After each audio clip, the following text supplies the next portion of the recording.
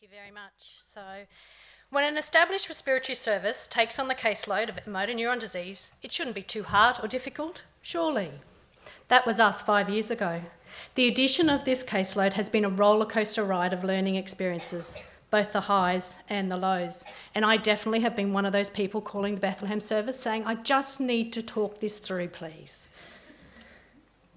The Princess Alexandra Hospital Motor Neuron Disease Clinic is in the Metro South Health Service District in Brisbane, Queensland, and was formed in 2013. We've had over 143 clients since its inception, and I work in a multidisciplinary team that provides direct therapy to all clients residing in our community. We currently have 48 active clients. On reflection, 5 years on, our service has evolved in many ways, and I thank you for the opportunity to explore and showcase some of these, and acknowledge and thank the clients who have allowed us into their homes. I've had the privilege of assisting clients to plan and fulfil, love or loathe this term, their bucket list.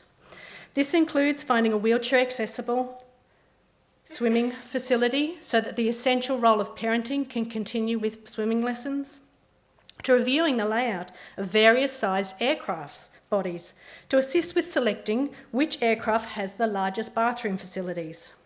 But let's address the most powerful part of this slide, the photograph. The client felt that due to her increasing clumsiness, accessing her card or cash in her wallet, and her difficulty elevating her arm to pay at various counter heights, she was being judged as intoxicated, instead of this being signs of her upper limb weakness. She felt the need to publicly express what she was fighting, a sad reflection on our society, I am ashamed to say. As my previous experience as a generalist occupational therapist, this meant I may have had one client with motor neuron disease every 1 to 2 years. 5 years ago, I was unaware there was even different types of phenotypes, hence Sarah's presentation earlier. And I will direct you to the excellent work that's already been done by the Bethlehem service for greater detail. The knowledge of phenotypes assisted me greatly, but also supported my intuitive reasoning that we as occupational therapists have. I would like to invite you to really look at this image for a moment before I pose some questions. How did you feel when you looked at it? What emotions did you experience? Now consider what the person in the eye is feeling or experiencing. This image is a tattoo on a person's back, taking up most of the area of her upper back.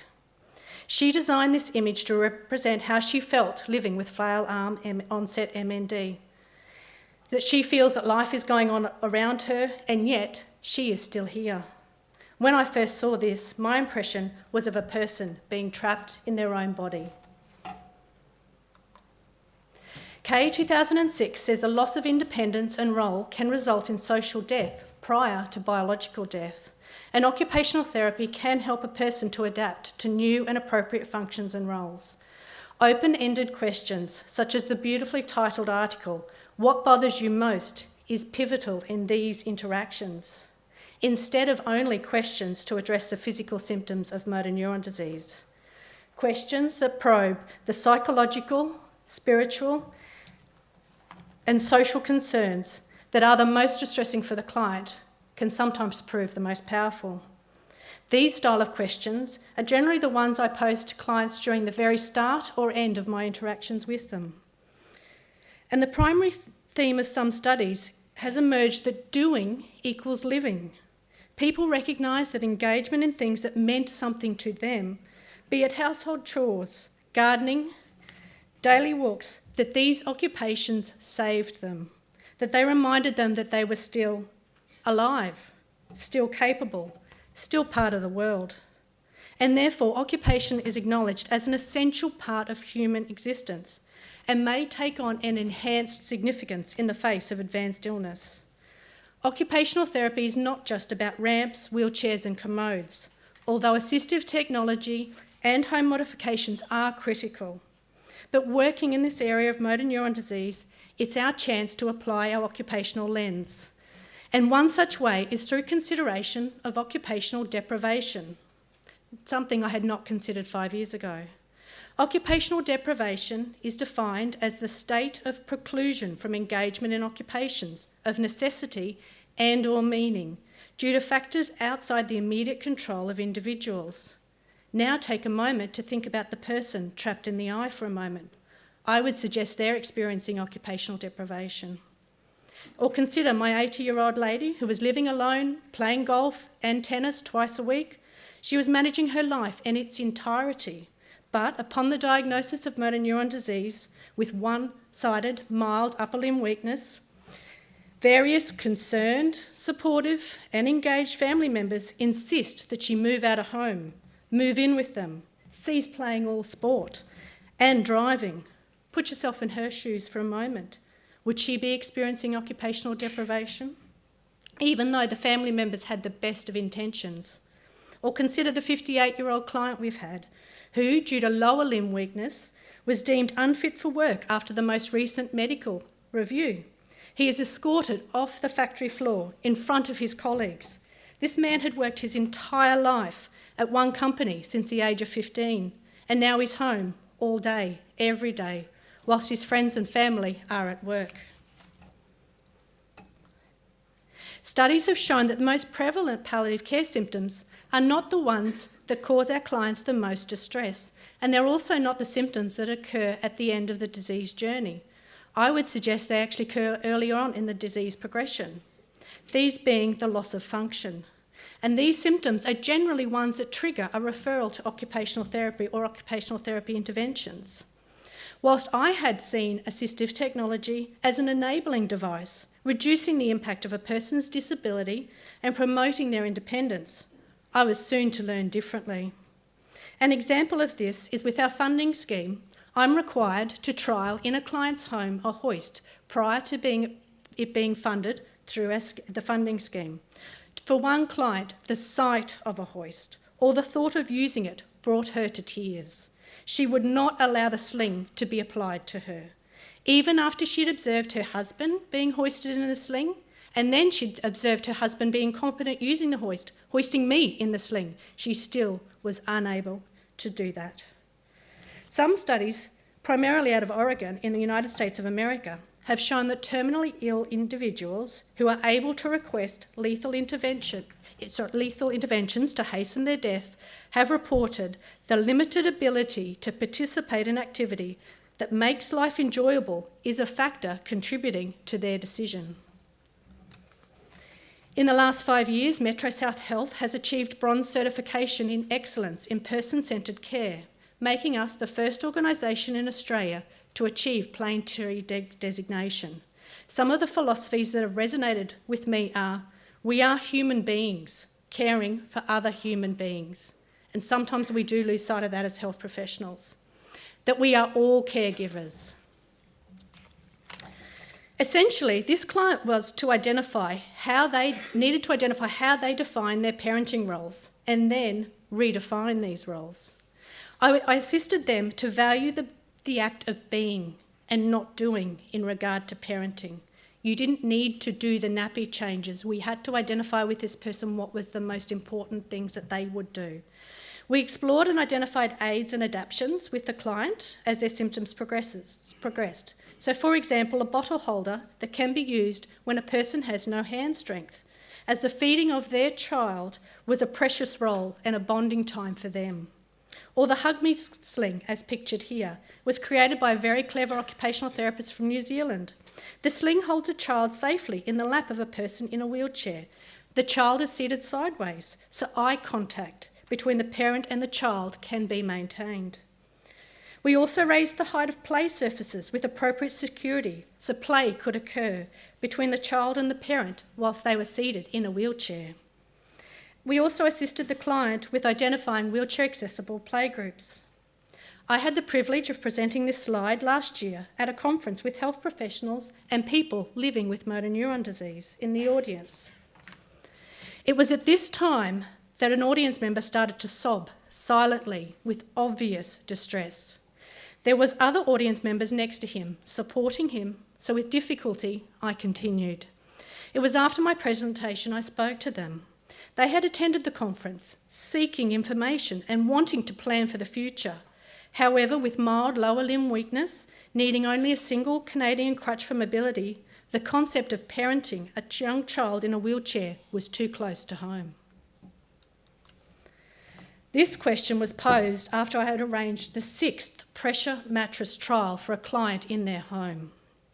I had already attempted the standard considerations of biomechanical and sensory motor factors that we would be well aware of and also covered in future presentations from the Bethlehem team. But with further reflection, I considered intrapersonal factors, such as this person was now sleeping alone in a separate room and can't hear their husband. Yes, she missed his snoring. So a baby monitor assisted with this. Intrapersonal, such as the person was being put to bed at 7 p.m. when carers were available, and they were no longer physically tired, that sleep up until this point had been adequate. This time of the morning is when the clients are free to explore their hopes, fears and dreams, and spiritual beliefs. Psychological pain can take many forms. It can be expressed as physical pain by clients, fear or grief, anger, and it varies greatly between individuals. And in my experience, psychological pain is never expressed as openly as physical pain. There is an overlap with psychological pain and spiritual pain, and this can take many forms, particularly the why me question. Spiritual pain can and will be voiced to any member of the team. I didn't think as the occupational therapist it was going to be me. I was putting my money on the social worker or the psychologist. But for this person, their pain was being impacted both by their psychological and spiritual pain. They had been raised in the Greek Orthodox faith, but had lapsed in their connection to church. They felt more aligned with the Buddhist faith due to their strong martial arts practice. I had no idea they had a black belt. Interventions for her involved re-engaging with the church as well as psychological input with a specific focus on mindfulness. Steinhauser identified another dimension of pain management. Many people are terrified of waking in the middle of the night with intense pain or air hunger. For them, good care includes providers who anticipate these fears. They expect us to know and do something about it. Some health professionals avoid end-of-life discussions because we don't want to remove hope. However, clients and their family fear bad dying more than they fear death at times. And for them, preparation does not preclude hope, it merely frames it. Get ready for the question, how exactly am I going to die? Because I did not know how to answer that the first time it was posed to me. This has been posed to me twice in the shower whilst I've been measuring for grab rails. So with consideration that this was in the early stage of the disease progression, if I'm looking just at a grab rail, because there may have been some mild upper or lower limb weakness, this was still the most pressing issue for the person, and there and then was the right time for them and when they felt comfortable.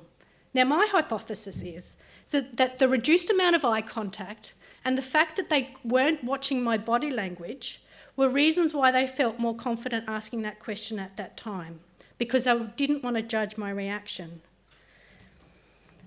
My advice and what I needed to do was talk with our palliative care team, educate myself and also educate yourselves on the mechanisms, supports and medication that's available.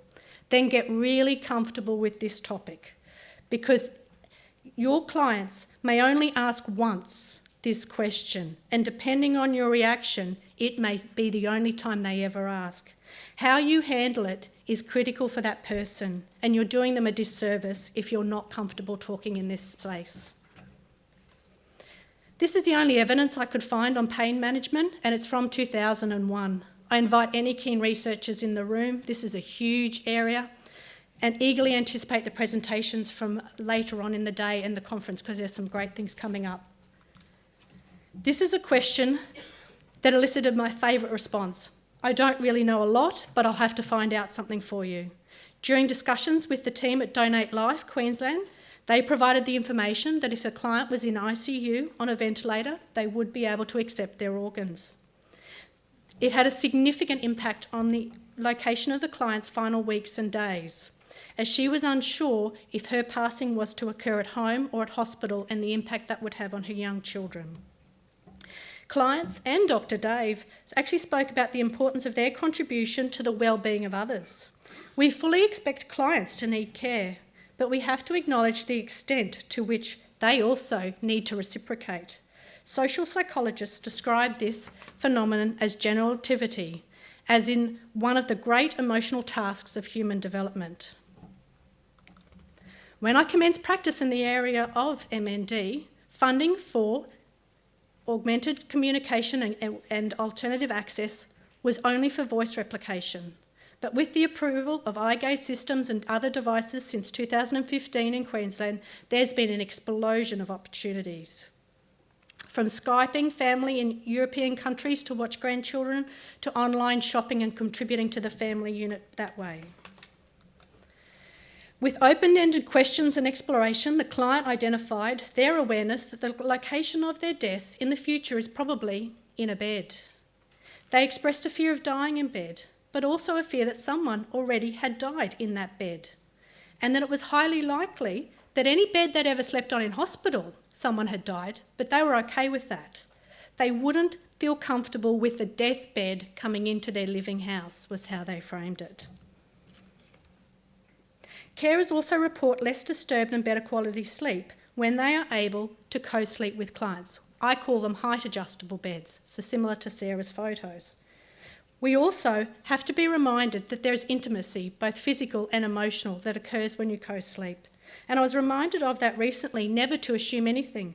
As the client had transitioned to a single height adjustable bed and was co-sleeping with their partner next to them, I offered to have the bed raisers removed from their original queen-size bed. I was politely but firmly declined, as they continued to use the queen bed for special cuddles, as they termed it. You need to consider what is the client's level of acceptance of their disease progression. They're much more likely to accept an ankle-foot orthosis for ankle weakness than a wheelchair for knee weakness or any other lower limb weakness. We're doing the dance, as Sarah so aptly described. And it was what we needed to do as well is to consider, sorry, I need to just go back. When I met a client recently, and he was in his end of his days, he actually asked me, when you met me, when I was working, running, doing everything, did you know I was going to end up like this? And when I answered yes, this is what I knew was in your future, he said, thank you for letting me know what I needed to know and getting me prepared for what I needed to know in the future. I would not have survived or thrived as I did if you had told me everything straight up. But gosh, that must be a heavy burden for you to carry when you met me. So it's through these thought-provoking questions and emotive situations that have guided our reflection and learning as we strive to deliver client-directed occupational therapy. So even in the tough days, I always reflect on this study. Thank you.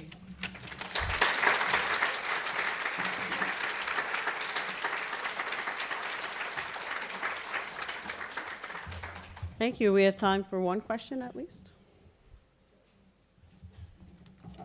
Our volunteers are ready. Oh, okay. Could you wait for the microphone? I'm sorry. Thank you.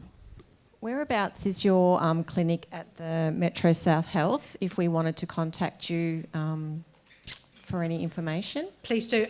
We're based at the Princess Alexandra Hospital, which is in Brisbane. I'm happy to speak to you in any of the breaks, please. I've got business cards, so please get in touch if you're after Queensland specific. But like I mentioned earlier, I also am regularly on the phone to other colleagues and mentors as well, so I'm very happy to share any information. Thank you. Thank you.